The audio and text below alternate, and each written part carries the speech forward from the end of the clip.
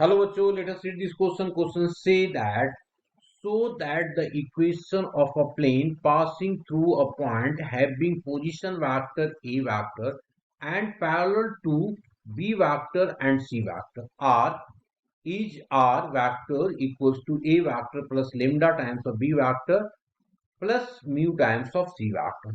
की कंसेप्ट की बात कर लें तो सबसे पहले की कंसेप्ट लिखते हैं यहाँ पे की कंसेप्ट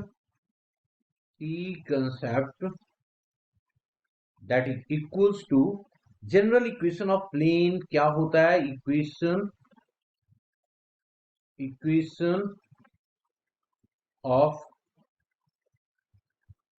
प्लेन इज क्या होगा जी R vector dot of N cap या इन वेक्टर लिखो इक्वल्स टू पी या डी कोई डिस्टेंस है ये हमारे पास दिया हुआ है ना। अब हम लोग बात कर लेते हैं इसके क्वेश्चन पे क्या दिया हुआ है कि कंसेप्ट के बाद सबसे पहले दिया हुआ है हमारे पास कि भाई जो एक प्लेन है ना, दिया हुआ है कि equation of plane passing through the point A, point से पास कर रहा है। मतलब ऐसा कुछ प्लेन एक है, इस तरीके से एक प्लेन हमारे पास है, ठीक है जी। ये एक प्लेन है ऐसा, जो कहता है ये पास कर रहा है किससे, ए वेक्टर से पास कर रहा है। यहां तक तो क्लियर, ए वेक्टर से पास कर रहा है।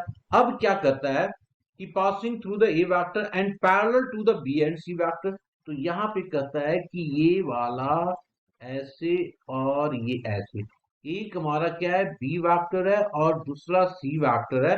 तो ये क्या होगा, पैरेलल होगा। तो पैरेलल का मतलब क्या हो गया, इस पे परपेंडिकुलर हो जाएगा ना, यहाँ पे परपेंडिकुलर हो जाएगा। क्लियर। अब हम लोग यहाँ पे आगे डिस्कस करते हैं।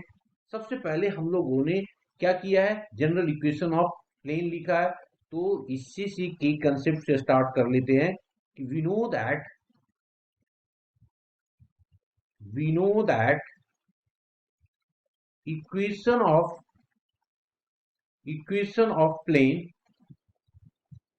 Plane is r vector of n cap equals to p। अब इसको अब पास कहां से कर रहा है, ए पॉइंट से पास कर रहा है। तो इसको हम लिख सकते हैं क्या, r माइनस ऑफ ए हो जाएगा यहाँ पे, ठीक है ना। तो इसका चूंकि ए पॉइंट से पास कर रहा है तो ये वाली जो हमारे पास हो जाएगा वो दैट इज इक्वल्स टू हो जाएंगे कितना, ये हो जाएगा r minus of, this implies that क्योंकि ए से पास कर रहा है तो R vector minus of A vector dot of N cap होगा इक्वल्स टू पी। क्लियर यहां तक तो, ठीक है जी। इसके बाद अब हम लोग क्या करें, दिया हुआ है आगे कि हमें ये दोनों कहां से पास कर रहा है, पॉइंट से पास कर रहा है। तो अब क्या होगा, चूंकि ये बी वाले क्या है पैरेलल है तो इसके परपेंडिकुलर हो जाएंगे। तो परपेंडिकुलर होने के कारण क्या हो जाएगा, बी वेक्टर और डॉट ऑफ एन कैप कितना हो जाएगा, जीरो हो जाएगा, ठीक है ना। और इसी तरीके से C vector dot of N cap भी क्या हो जाएगा, जीरो हो जाएगा। तो पैरेलल होने के कारण तो now B vector dot of n cap equals to 0 and c vector dot of n cap equals to 0। अब अगर मैं बात करूं तो ये कंडीशंस क्या निकल के आ सकता है कि lambda of b vector dot of n cap plus of mu times of c vector dot of n cap that is equals to 0 होगा, 0।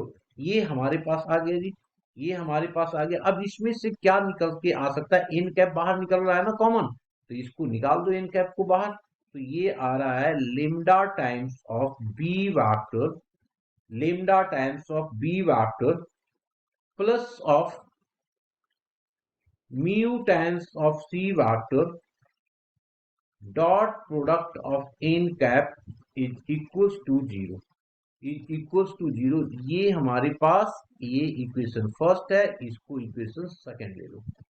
अब हम लोग क्या करते हैं, from equation first and second क्या करते हैं जी, from equation first and second लिख दिया यहाँ पे, from equation first and second,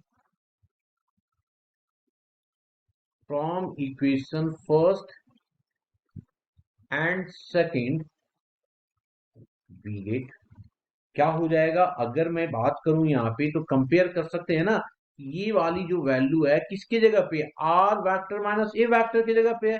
तो देयर फोर क्या आ गया, R vector minus of A vector equals to आ गया lambda times of B vector plus of mu times of C vector.